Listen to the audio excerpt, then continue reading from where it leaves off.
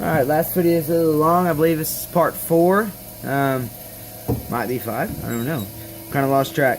Like I said, last video, we started on the beads. Bring the beads almost to size. Don't shape them all the way down to size yet. We'll finish that off with a detail gouge. We're going to go ahead and shape here and here. We're going to go ahead and get that shape finalized, as well as here, and then we're going to hit it with the detail gouge. We're going to try to get this face cleaned up, but you don't want to make this stuff too thin, because here in a moment we're going to drill out and bore a hole here in the center. That way we can make a mortise and tenon to push this piece of walnut into. That way we can glue it together, and then towards the end we'll work on this back piece. We don't want to make anything thin right now. We want to keep everything a little thicker, because we still got to drill a hole. So like I said, what I'm going to do is I'm going to go ahead and clean this up real quick.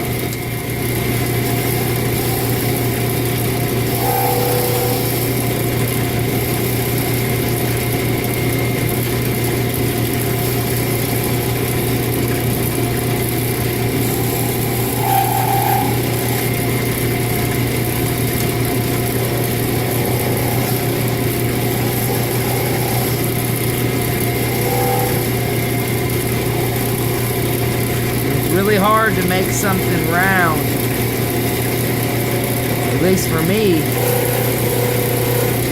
with a spindle gouge or a bowl gouge.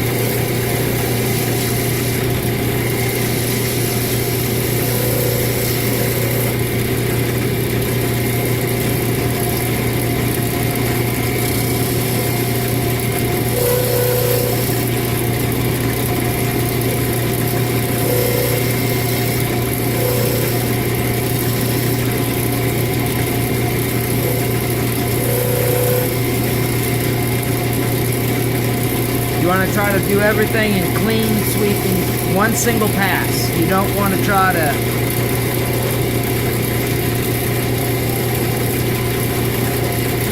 trust me, sandpaper is a lifesaver.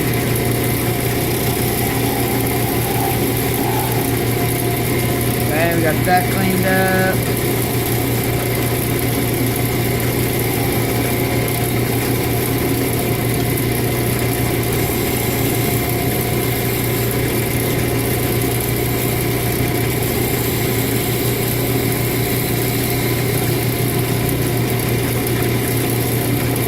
Alright, we got that cleaned up. Now what we're going to do is we're going to switch over to our thinner spindle gouge, or our, I don't know what it's called. I'm about confused at this point. Turn her sideways, and I guess ride the bevel, or the back face, and cut with the tip. Right. Try to use only one part of the tip. Don't try to use 2 points of the tip, or it'll catch.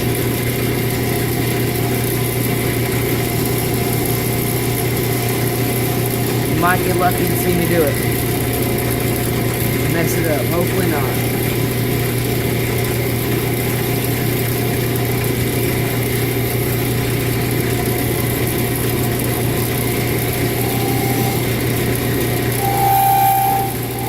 And we're going to shape the bead, but we're not going to bring these bead lines on each side of the bead. We're not going to bring them any shorter yet.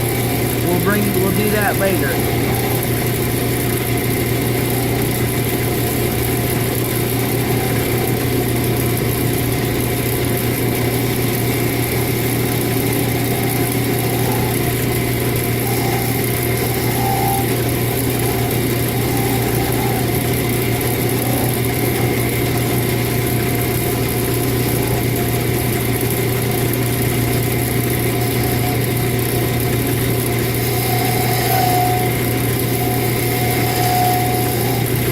The beauty of these is I was able to make that bead. Good luck trying to make that with a bowl gouge. It would not happen. This is like a must.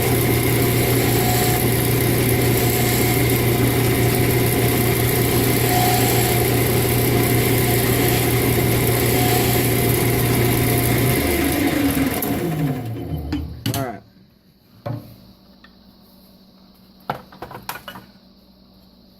Go ahead and bring this one out a little bit.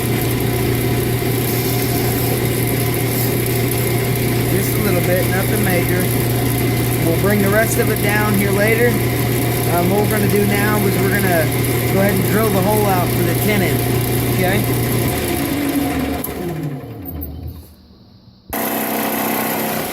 See, I had a little bit. Sometimes you'll have problems with your bit not being centered. If you take your hand and gently rub on it like that, put some pressure and square it up. Do it before it gets hot. Start it square, it'll set itself square. You'll just run it in however deep you feel you need to go. And that's all it is. All I did was I put a Jacob's chuck with a Forstner bit. I believe it's a 1/4 inch Forstner bit. We're building a wand. I don't think you really need to go much bigger than that. At that point, you can now put your live center back on. Bring it back up to play. Well, actually, no. See, what we should have done was we should have taken a piece of sandpaper or a tool. While we had the Forstner bit in, we should have cleaned the face up here. Now it's just sitting there wobbling. And the only way really to fix that... Sorry, I just hit my camera. We can take care of it. So you go ahead and turn the lathe on, and I'm going to turn you a little bit. I think you can see the face. Yeah, you can. What I'm going to do is I'm going to take my tool. I'm going to hold this piece.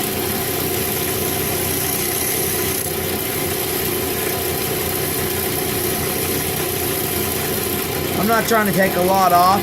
It was still shaking a little bit, but I was at least able to grind it down to a new face, clean it up.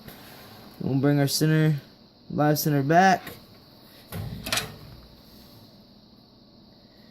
It should be relatively straight as you press in. It's not. So I messed up somewhere. Find out where it's not centered.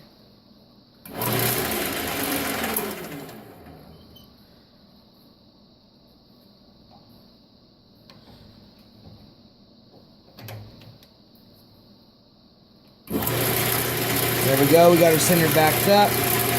Tighten it down, hold it solid, good. Alright. Apologize, I'm going to have to move the camera, please excuse me. Alright, I'm a little closer now.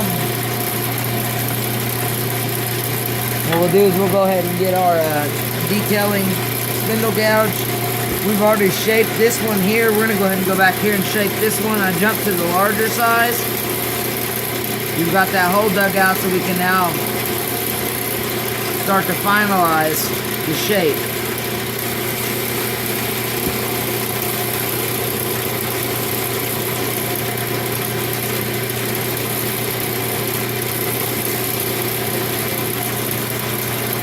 We got that one there finalized.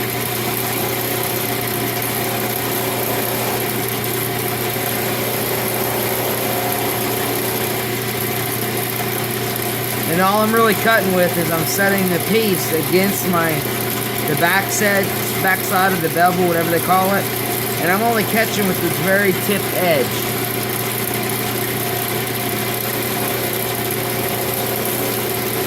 And slightly digging in. You don't want to dig too deep. Go ahead and do it for this one here.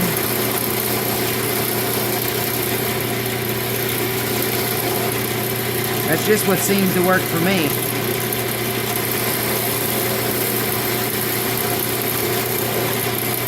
We'll go ahead and fix these beads here. Get them down to the same size. Switch to a smaller detail gouge and kind of roll it. Start from one side. Make sure you hold firm pressure so it don't jump.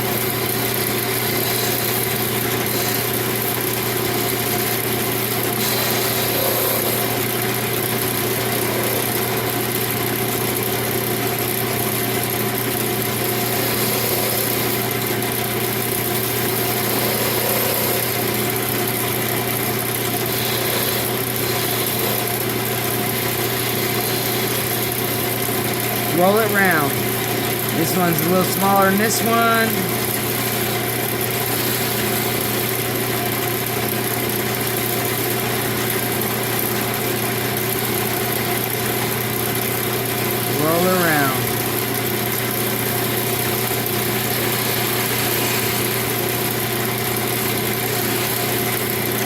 For anybody that's new at this, when I first started doing this, I always watched where my tool was. I never paid attention to where...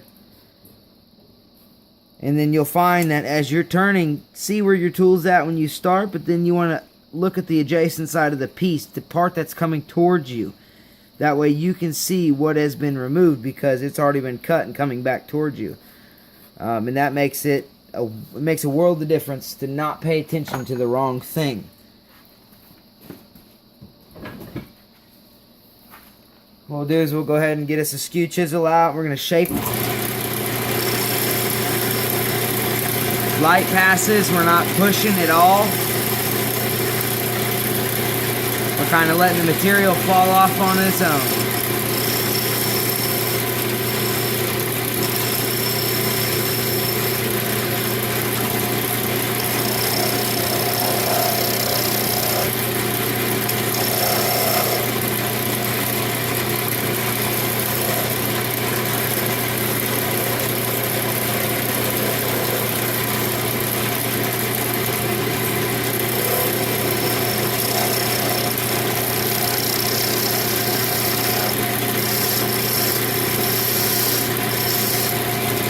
I've seen some people who are right-handed, some people who are left. And to be honest with you, you've got to be both to do this. Some can do it the opposite direction. Some can't. I was just lucky enough to be able to. Alright, so we got our shape going. Now what we're going to work on next is we're going to go ahead and work on this top section here. And if you can see it in the camera, it's got a lip here and it's a round over here, and we're going to go ahead and work on that. We got it 12 minutes. We're going to do another video.